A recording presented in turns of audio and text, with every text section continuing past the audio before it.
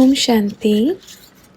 प्रजापिता ब्रह्मा बाबा की वाणी 26 सितंबर 2020, जिसमें बाबा के साथ बहुत मीठी मीठी रूरिहान बच्चों ने की। बाबा से पूछा, ब्रह्मा बाबा के वाक्यों में सुना है कि ब्रह्मा बाबा को भी परमिशन लेनी पड़ती है यहाँ आने के लिए। क्या ये संकल्पों द्वारा होता है? क्योंकि वहाँ तो वाणी का प्रश्न ही नहीं। क्या परम धाम में भी वास्तव में संकल्पों की लेन देन होती है? क्योंकि सुना है कि वहाँ तो मन बुद्धि मर्ज रहती है। दूसरी बात, यह परमिशन लेने का संकल्प अब 50 वर्ष के बाद ही क्यों आया? पहले पहले क्यों नहीं आया? तो बाबा ने बताया, अच्छा बच्चे, जिसने भी पूछा है उसको मीठा मीठा याद प्यार। दूसरी बात कि बच्चे, परम धाम में कोई संकल्पों की लेन देन नहीं होती। संकल्पों की लेन देन सूक्ष्म वतन में होती है। और बाप ये कहेगा कि अब अपना बाबा परम धाम में थोड़ी है। कहाँ है? बच्चे नीचे है। तो बाप ऊपर क्या करेगा? खाली घर में बाप क्या करेगा?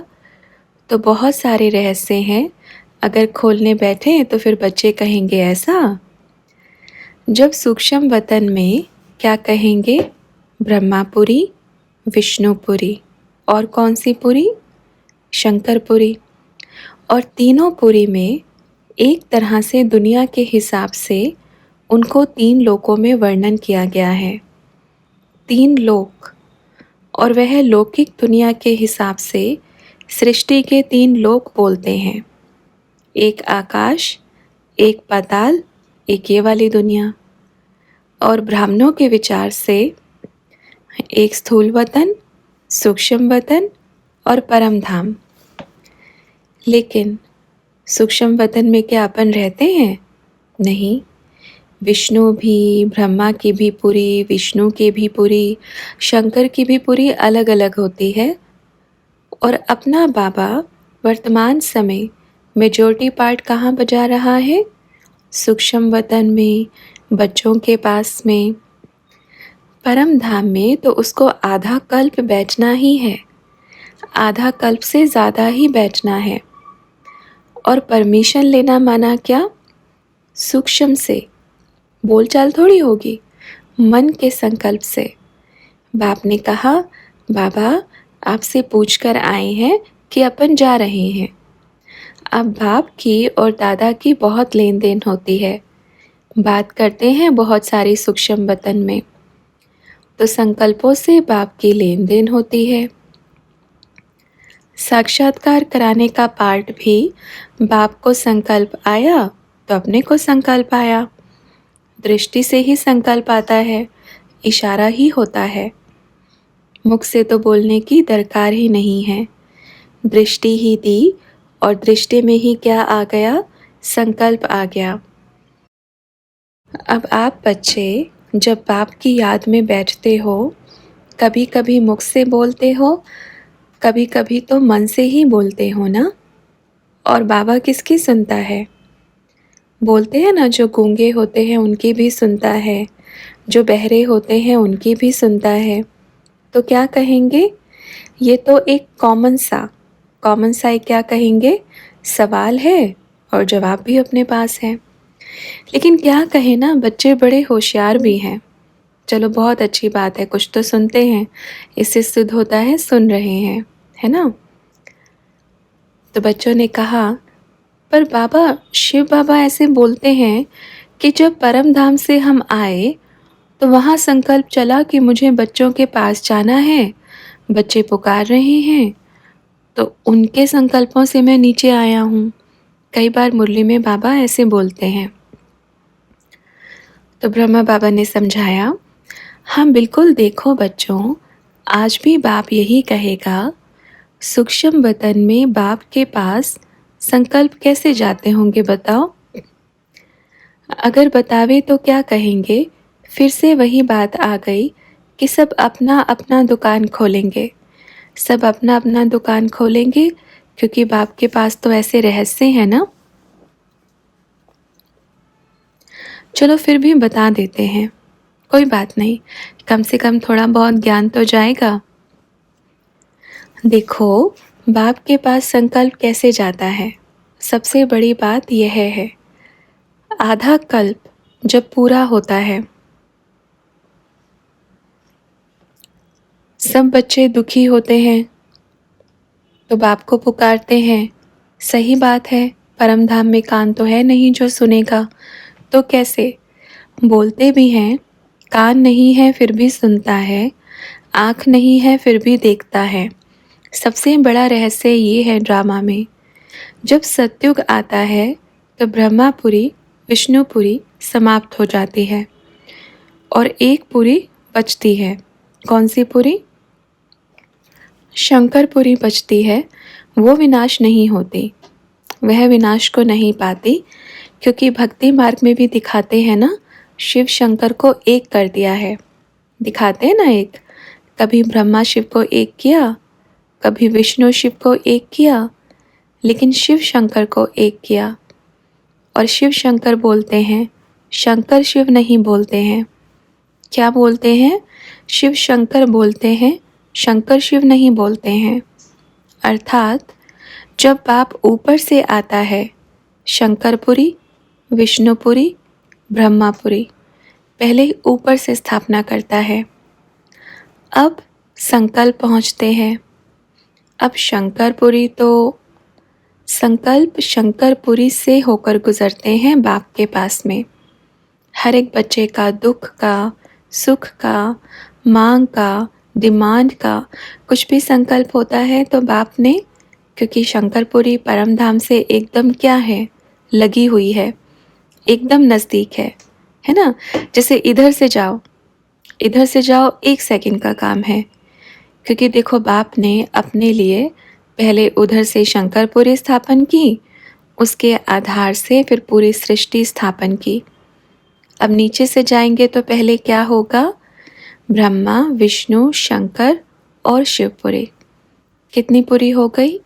4 पुरी, ब्रह्मापुरी विष्णुपुरी शंकरपुरी शिवपुरी। ठीक है, कितनी पुरी हो गई? अब देखो इधर से जाएंगे तो कहाँ जाएंगे, ब्रह्मापुरी विष्णुपुरी फिर शंकरपुरी। और शंकरपुरी एकदम परम धाम से लगी हुई है। जब परम धाम में बाप के पास संकल्प पहुँचते हैं तो शंकरपुरी से ही पहुँचते हैं। इसलिए देखो, जब सृष्टि बोलते हैं ना, जब शंकर जी की तीसरी आँख खुलती है तो तांडव करता है, जब महाविनाश होता है, आँख खुलते ही क्या होता है, प्रलय आ जाती है। अब सोचो, शंकर जी के बारे में ऐसा बोलते हैं। अब मानो बाप ने ये भी कहा कि बच्चे, इस सृष्टि पर जो विनाश होगा तो कोई एक निमित्त नहीं बनेगा, नहीं तो सारा पाप एक के ऊपर लग जावे। दूसरी बात, सब कुछ कहाँ पे लग गया, शंकर के ऊपर, क्योंकि वो तो शरीर ही नहीं लेता, तो पाप कहाँ से चढ़ेगा। ब्रह्मा को तो नहीं दिया, अपन को तो नहीं दिया, अपने ऊपर वाले को नहीं दिया, सूक्ष्म वतनवासी है ना, उनको तो विनाश का कार्य नहीं दिया, ना विष्णु जी को दिया। किसको दिया? बोलते हैं शिव शंकर, भोलेनाथ ऐसे बोलते हैं ना, शिव शंकर। बड़ा वंडरफुल ड्रामा है। इसलिए बच्चे जब संकल्प जाते हैं तो शंकरपुरी में 2 पुरी समाप्त, क्योंकि ब्रह्मा सो विष्णु नीचे आ गए, दोनों पुरी खत्म। क्योंकि दोनों के घर के मेंबर नीचे हैं तो फिर वो ऊपर क्या करेंगे घर पे।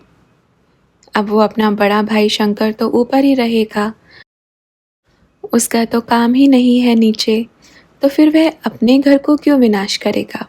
सोचो, आप जब घर में हो, रह रही हो, आपको फिक्स है इधर ही रहना है, तो आप तोड़ फोड़ कर क्यों जाओगे तोड़ फोड़ के, वो कभी ख़त्म होती ही नहीं। दोनों अविनाशी हैं। दोनों क्या हैं? अविनाशी हैं। तो देखो, विष्णुपुरी ब्रह्मापुरी दोनों समाप्त, क्योंकि दोनों ब्रह्मा सो विष्णु बन के नीचे आ गए, है ना, और ऊपर बची शंकरपुरी। नीचे आएंगे तो फिर क्या करेगा? नीचे आएंगे तो कर्म करना पड़ेगा, फल पाना पड़ेगा, फिर कर्म भोग में आना पड़ेगा। तो ऐसा काम ही क्यों करे जो ऐसे ऐसे करना पड़े? इसलिए अच्छा यही था ना, संकल्प पहुँचते हैं। मिल गया ना जवाब? अच्छा, और कुछ पूछना है?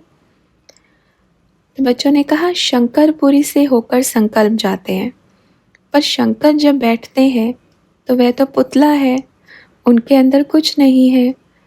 बाबा ने कहा बिल्कुल, संकल्प जाते का अर्थ ये नहीं कि संकल्प नहीं, संकल्प लेने के लिए बाप इधर आते हैं। भल पुतला है, संकल्प चाहिए तो क्या करेगा वो? पास में ही तो है, इधर से इधर, बस। वह परमात्मा है, बिना सिस्टम बनाए तो सृष्टि चलाएगा ही नहीं। फिर किसी ने पूछा, पर बाबा क्या शिव बाबा नीचे आते हैं और फिर संकल्प लेकर जाते हैं? तो ब्रह्मा बाबा ने कहा, बच्चे आना जाना तो है ही नहीं। बाप कहेंगे वो 1 सेकंड का ही काम होता है, 1 सेकंड का ही होता है। अच्छा पहले बताएं, अब अपन पूछते हैं कि संकल्प चलते कब हैं? तो बच्चों ने कहा जब दुख होता है। तो बाबा ने कहा दुख में मेजॉरिटी आत्माएं कहाँ आती हैं? तो सब ने कहा नीचे। तो बाबा ने कहा परम धाम जब खाली होता है, नीचे आती हैं। जैसे जैसे नीचे सरकती जाएंगी तो ऊपर का हमारा बाबा कहाँ आता जाएगा? नीचे आता जाएगा ऑटोमेटिकली। अब ऐसे ना वो जैसे रेत ऐसे निकलता है, जो ऊपर वाला होता है, नीचे वाला खिसकता है तो ऊपर वाला अपने आप आता जाता है। ऑटोमेटिकली सिस्टम बना है। आती जाएगी तो अपना बाबा क्या करेगा? ऊपर नीचे सरकेगा। जितना नीचे आएंगी उतना वो ऊपर से नीचे आएगा, फिर आकर के बैठ जाएगा इधर। फिर सुनाओ जिसको जो सुनाना है। कोई रोता है, कोई हंसता है, कोई गाता है, कोई नाचता है, कोई तकलीफ़ में होता है। समझ गए? जैसे जैसे आती जाएगी बाप नीचे नीचे, और शंकरपुरी तो लगी हुई है, आगे आके टप से इधर बैठ जाएंगे। फिर यह सोचेगा अब तो नीचे जाना ही पड़ेगा, अब तो बच्चे बड़े दुखी हो गए हैं, सारे बच्चे रो रहे हैं। चलो भाई फिर बनाई, फिर अपना विष्णुपुरी बनाई, ब्रह्मापुरी बनाई, फिर नीचे अपन भी आ गए। अपन तो सबसे पहले आए, सबसे पहले पुकारा मंदिर में, ये लो बाबा, ये है आपकी अमानत, बस रख दिया। फिर पुकारेंगे ना, जितना संभालें, फिर किसको पुकारेंगे? अपने बाप को ही पुकारेंगे। और बाप तो क्या है? कहते हैं ना मैं जानी जानन हार हूँ, कभी कहता है मैं थोड़ी अंदर बैठकर जानूंगा। देखो, लेकिन सच में जानी जानन हार तो है ही। फिर किसी ने कहा बाबा जैसे पृथ्वी है और ऊपर परम धाम है, जो उसके बीच में डिस्टेंस होता है तो कहते हैं कि मैग्नेटिक पावर होती है। तो ब्रह्मा बाबा ने कहा ओम की होती है, एक ही पावर होती है बच्चे। जैसे ऊपर भी थोड़ा जाओगे ना तो आवाज़ ही आती रहेगी ओम, वह तो अपन सुनते ही रहते हैं, ओम ओम लगातार। आप बच्चे तो भी बीच में लंबा सा सांस लेते हैं ना, सांस लेने की ज़रूरत नहीं पड़ती। ओम ऑटोमेटिकली अपने आप नाद बजता रहता है, अनहद नाद बजता रहता है। इसलिए क्या होता है ना, क्या कहते हैं कि ये पूरी सृष्टि किससे बनी है? ओम से। समझ गए? लेकिन परम धाम में ऐसा नहीं होगा। ओम ओम ओम ऐसा बजेगा नहीं उधर। इस सृष्टि के एक ही गोले में ऐसा है। अच्छा और पूछो। तो बच्चों ने पूछा हम लोग जो ओम करते हैं, फिर वहाँ जो ध्वनि है उसका कोई कनेक्शन है क्या? तो बाबा ने कहा उसका कनेक्शन है। आप करते हैं, उधर जाती है, उससे मिलती है और चारों तरफ फैल जाती है, एक लाइट हाउस बन जाती है। समझ गए? हाँ, ऐसे जैसे मान लो ऊपर का इधर का मिल गया शक्तियाँ ट्रांसफ़र होना शुरू हो गई और फिर मिलती है तो फिर पूरी सृष्टि पर जाती है। ठीक है बच्चों, बच्चे ये बड़ी बात है, बहुत बड़ी बात है। फिर किसी ने पूछा, तो ये ओम ध्वनि बाबा अपने आप क्रिएट हुई थी या उसका भी कोई रहस्य है? तो बाबा ने कहा ऑटोमेटिकली इस सृष्टि में प्रकृति में ही फिट हो गई। देखो बाबा बोलते हैं ना शूटिंग हो रही है, तो ये क्या हो गई? फिट, मतलब ऑटोमेटिकली इसमें फिट हो गई और यहीं से ही सब साधु संत महात्मा धर्मात्मा धर्मपिता सब इसी यही चीज़ को उठा करके फिर ओम का ही एक नाद बजता है। जंगलों में बैठेंगे क्या कहेंगे? ओम ओम ओम, यही कहेंगे ना। उनके पास कुछ अलग से थोड़ी होता है, वो उसी के सहारे बैठ करके ओम ओम करते हैं, है ना। किसी भी साधु संत के पास चले जाओ, हर कोई भी, दुनिया में भी मंत्र होते हैं ओम से शुरू होता है। अब जो ये उल्टे पुल्टे काम करते हैं, कौन करते हैं? भले ये तंत्र मंत्र जो भी है, यह भी ओम से शुरू, है ना। अपना बाबा भी इतना भोला है, क्या बोलता है? लो तथास्तु तथास्तु, ऐसे सबको तथास्तु बोलता रहता है, लड़ते रहो आपस में, तथास्तु बोल देता है। पर कहते हैं ना हमेशा जीतती सच्चाई ही है, चाहे कुछ भी हो।